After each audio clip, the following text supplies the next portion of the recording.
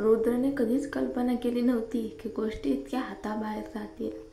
शिवायने त्याला फक्त थोडा वेळ मजा करायला बोलावलं होतं आणि जेव्हा रुद्र खरंच आला तेव्हा शिवाय अचंबित झाला. नेहमी थंड, रुबाबदार आणि एक क्रूर उद्योगपती वाटणारा रुद्र कधीही अशा ठिकाणी येत नसे. पण आज तो आलाच आणि आल्या आल्या सभोवतालच्या मुली तर अक्षरशः वेड्यासारख्या त्याच्या भोवती जमा झाल्या, जणू माणसांचा वास लागलेल्या मांजरी. शिवायच्या आयुष्यात कुणालाही कधी एवढं स्वागत मिळालं नव्हतं, पण त्या साऱ्या मुलींची नजर फक्त रुद्रवर. तो आता इतका दारू पिऊन झिंगलेला अवस्थेत होता की त्याला काहीही कळत नव्हतं. कोणीही त्याच्याशी खेळ करत होतं आणि त्याने कुठलीही हरकत घेतली नव्हती. शिवाय विचारात करून गेला, पण तेवढ्या दरवाजात एक व्यक्ती उभी असल्याचं त्याच्या लक्षात आलं.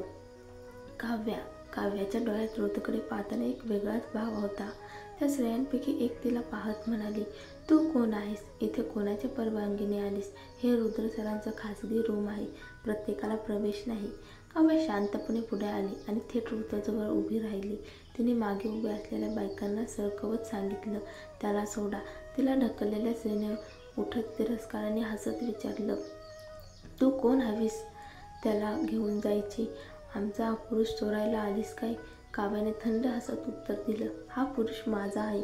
चोरण्याची भाषा तुम्ही करताय, चोरी तर तुम्ही करताय. दुसऱ्या मुली तिला पाहून कुजबुजल्या, काही वेड्यासारखी आहे, साधीशी साडी घालून आले, गावठी वाटते.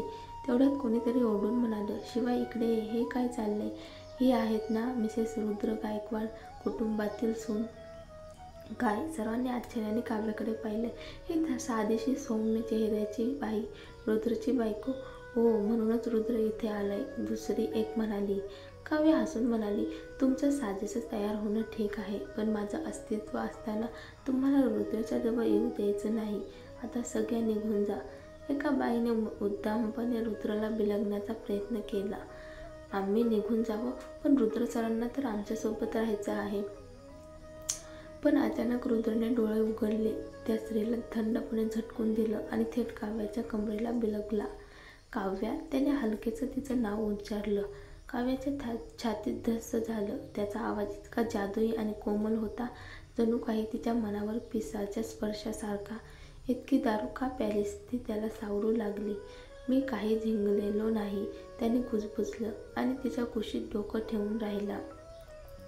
काव्या त्याला सावरत म्हणाली, चल घरी जाऊया. पण त्याचं वजन जणू डोंगर. शिवाईने मदतीला पुढे येत विचारलं, तुमचं भांडण झालंय का? त्याचं मूड काहीच खराब वाटतं. पण तू आलीस ना, लगेच गोडसर झाला. पटकन घेऊन जा.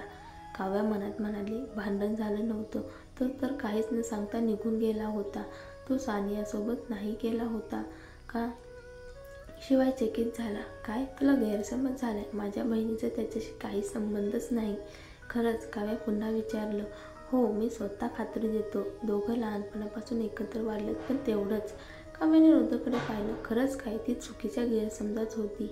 शिवाय आणि ती दोघं मिळून रुद्रला बाहेर घेऊन आले. माधवला कॉल केला, त्याला घरी घेऊन जा, काव्य म्हणाली. रुद्रने तिचा हात धरून म्हणाला, नको, आपण अपार्टमेंटला जाऊया. ती जागा म्हणजे काव्याचं भाड्याचं घर. का तिथे दारू प्यायल्याशी वाद घालणं म्हणजे नकोच. तिने माधवला मान हलवली. ते गाडीत बसले. रुद्र तिच्याकडे नजर लावून पाहू लागला, जणू तिच्या आत्म्यात डोकवायचं होतं. का असा पाहतोयस? माझ्या चेहऱ्यावर काही लागले का? तिने हलकेचं गालावरून हात फिरवला. तिने माधवकडे पाहिलं. तो गाडी चालवत होता, पण चेहऱ्यावर कंट्रोल ठेवत होता. अचानक रुद्र म्हणाला, कारण मी स्वतःला तुझ्या डोळ्यात पाहतोय. माधव हसून गाडी थोडी हलवली. काव्याचा चेहरा कडाडला. तिला त्याचा चेहरा झाकून टाकायचा होता, पण काही क्षणातच रुद्र पुढे झुकला आणि तिचे ओठ झाकले. माधव घाबरून गाडी फास्ट चालू लागला.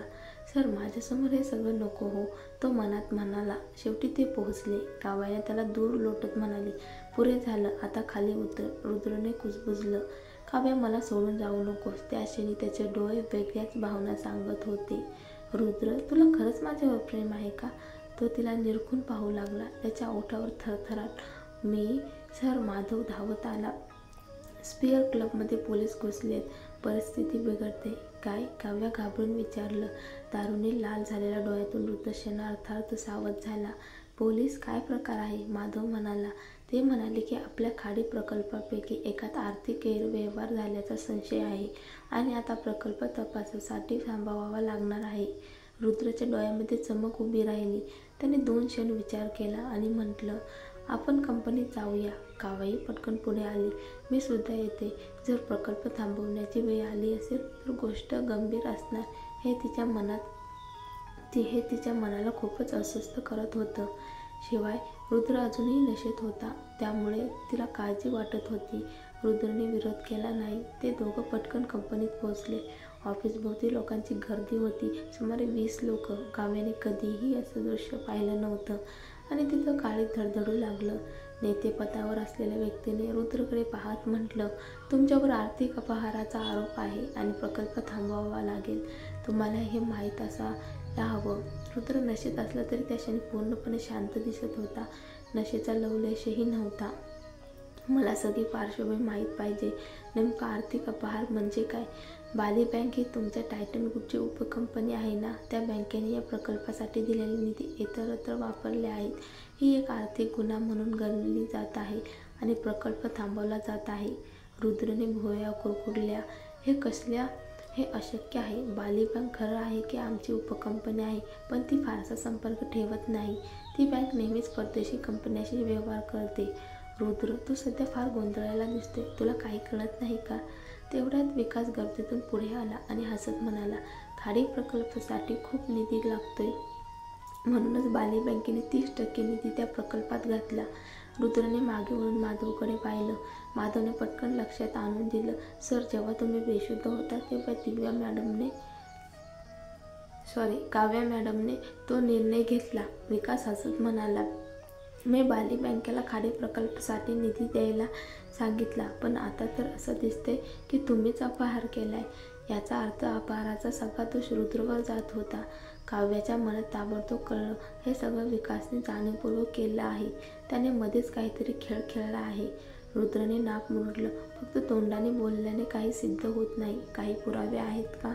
विकास हसत म्हणाला, माफ करा, पोलिसांनी पुरावे मागितले होते आणि माझ्याकडे जे आहेत तेच मी दिलं. रुद्रने डोळे अर्धवट केले तरी तो अजूनही शांत होता, जणू काही झालंच नाही. पोलीस म्हणाले, हो, सर्व पुरावे तपासले गेले आहेत. यात तुमच्या पत्नीने साईन केलेली रिपोर्ट कॉपीही आहे. त्या खाडी प्रकल्पाच्या मुख्य वास्तुविशारद आहेत ना त्या? काव्याला वाटलं होतं की तिला यात काही घेणं देणं नाही, पण आता तिचे डोळे फाटकन उघडले. सर्व नजरा तिच्याकडे वळल्या. काव्याने घाईघाईत म्हटलं, हे अशक्य आहे. मी असं काही साईनच केलेलं नाही. विकास मात्र नुसता हसत होता. सुनबाई, मी माहीत आहे तुम्ही म्हणत होतात की मला यात नकोत गुंतवू, पण आता गोष्ट इतकी मोठी झाली आहे की तुम्हालाच पुढे यावं लागेल. काव्या धक्क्याने त्याच्याकडे पाहत राहिली. तू काय बोलतोयस? तिला काहीच कळत नव्हतं. ती रुद्रकडे पाहत राहिली. तो बर्फासारखा स्तब्ध उभा होता. त्याचे डोळे तिच्या चेहऱ्यावर स्थिरावले होते. रुद्र, हे त्यांचंच काम आहे. मी असं काहीही केलं नाही. विकास मोठ्याने हसला. सुनबाई, मला समजते तुम्हाला स्वतःला वाचवायचं आहे, पण आपलं नातं आता एकाच दोऱ्याने बांधलेलं आहे. तुम्ही म्हणालात ना, तुम्हाला घटस्फोट हवा होता, पण तो तयार नव्हता, म्हणूनच हा करार झाला. आता खाडी प्रकल्प थांबला आहे. त्याला तुरुंगवास होऊ शकतो, तेव्हा घटस्फोट सहज होईल. तुम्ही म्हणाला होता, घटस्फोटानंतर मी तुम्हाला राजलक्ष्मी विला प्रकल्प देईन. तुम्ही टायटन कंपनीचे मुख्य डिझायनर राहाल. तुमची कीर्ती वाढेल.